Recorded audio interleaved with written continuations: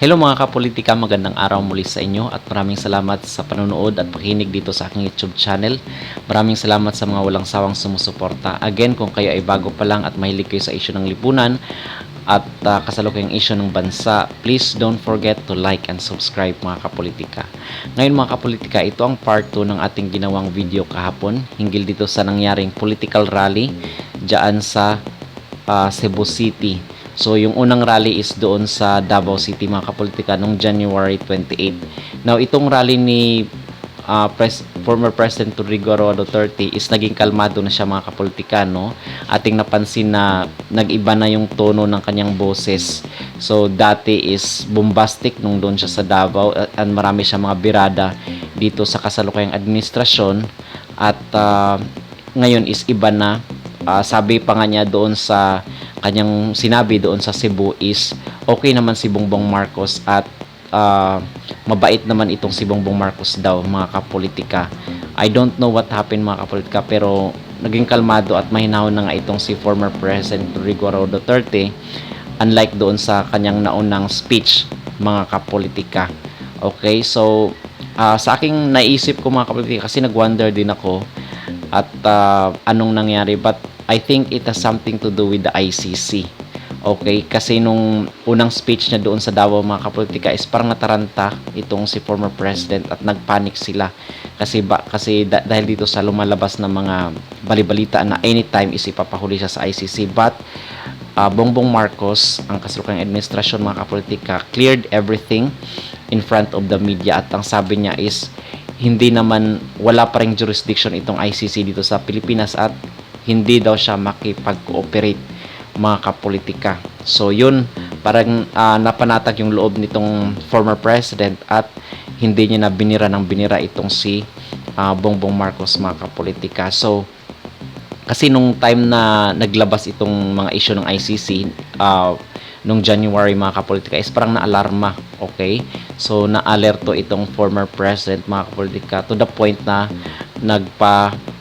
rally siya dyan sa Davao City. Now, itong si former President Rodrigo Roa Duterte, kung ating matandaan doon sa Davao is marami nga siyang sinabi dito kay Bongbong Marcos na dito sa droga at dito sa paggamit ng polvoron. At pero hindi niya na ito nabanggit kahapon, mga kapolitika, kung sino yung nanonood nung political rally na nangyari dyan sa Cebu. At ang sabi niya pa nga is okay naman itong si Bongbong Marcos, mabait, mapagkumbaba, at pero may isa siyang pinakaayaw, mga kapolitika. Ito yung sinabi niya na itong sa People's Initiative. So okay siya dito sa economic provisions, dito sa charter change, but not to the point na pakikialaman yung termino ng presidente or yung mga nasa posisyon yung i-extend yung kanilang mga termino, mga kapolitika. Ito yung pinakaayaw ni former President Duterte. Dito siya talaga siya mag-aaklas din laban sa gobyerno kasi for example, mga kapolitika, itong term ngayon ng president is 6 years lang.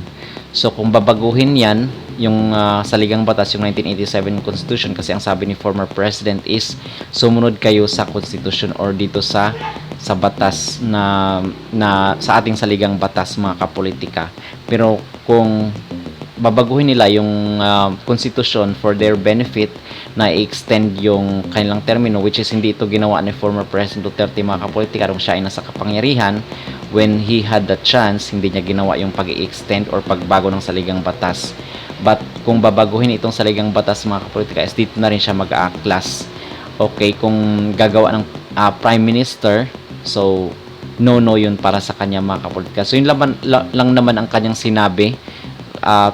Overall, okay naman siya dito kay Bongbong Marcos, mga kapolitika. So maganda itong development na ito na sana ay magkabati na rin sila or magkaroon na rin sila ng kagandahan, magkagaanan ng loob, mga kapolitika, imbis na mag-away-away sila dyan sa publiko. Okay? At gusto ko rin bigyan ng reaction or opinion itong kasi si former president is huminaho na siya, kumalma na siya dito kay Bongbong Marcos, mga kapolitika. Pero dito kay may nag-speech din kasi itong si Harry Roque dyan sa political rally, mga kapolitika.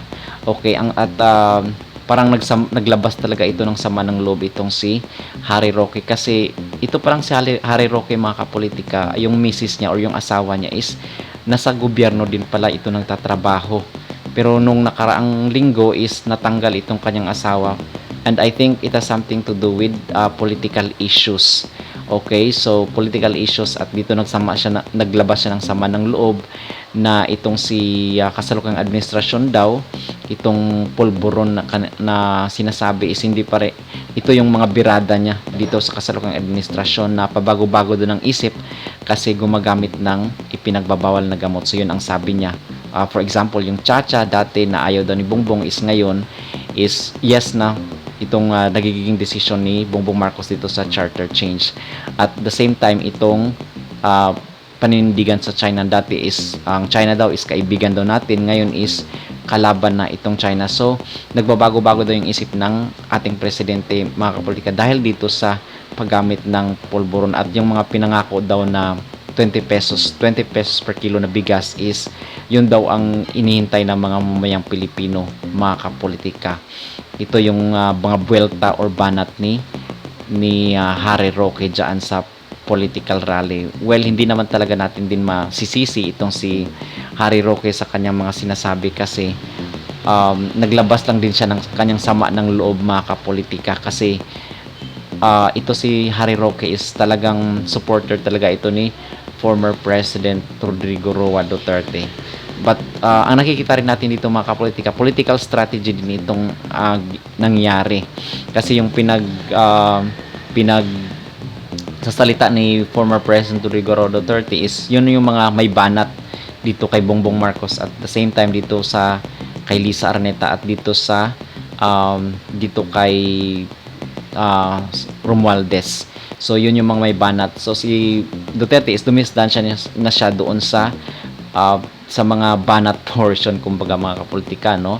So ang nagsalita lang dito na maanghang itong sila Glenn Chong, itong hindi matapos-tapos na issue ng Smartmatic, at itong si Vic Rodriguez at si Harry Roque, at the same time itong mga anak ni former President Rodrigo Duterte.